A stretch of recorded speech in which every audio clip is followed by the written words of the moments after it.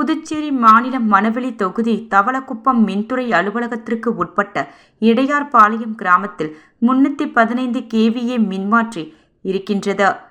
ஆனால் நீண்ட காலமாக குறைந்த மின்னழுத்த பிரச்சனை இருந்து வந்த நிலையில் தற்பொழுது கூடுதல் மின்மாற்றி 200 kVM பல்வேறு கட்ட போராட்டங்கள், மனு கொடுத்தும் நீதிமன்ற வழக்கு தொடர்ந்தும் புதிய மின்மாற்றி அமைத்து கொடுத்தனர். இருந்தாலும் அந்த கிராமத்திற்கு விவசாய நிலங்களுக்கு மற்றும் வீட்டு உபயோகம் போக குறைந்த அளவிலேயே எங்களுக்கு மின்சாரம் கிடைக்கின்றது. அது மட்டுமல்ல, அது புதிய நகர்களில் வீடு கட்டுவதால் மின் தேவையும் ஏற்பட்டுள்ளது.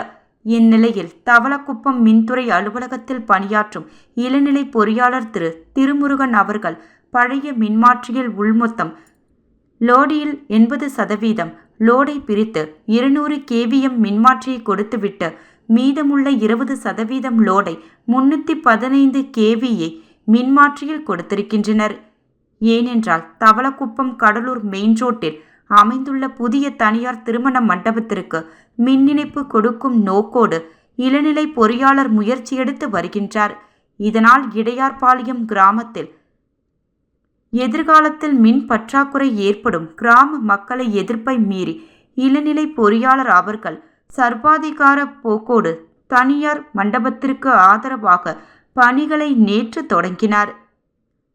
அதனால் கிராம மக்கள் ஒன்று திரண்டு போராட்டம் நடத்திய அந்த பணிகளை நிறுத்தினர். அது மட்டும் இல்லாமல் புதிய மின்மாற்றி அமைத்த போது திட்டமிட்ட பணியை முழுமையாக முடிக்காமல் ஆங்காங்கே பள்ளங்கள் தோண்டிய நிலையில் அப்படியே இருக்கின்றது.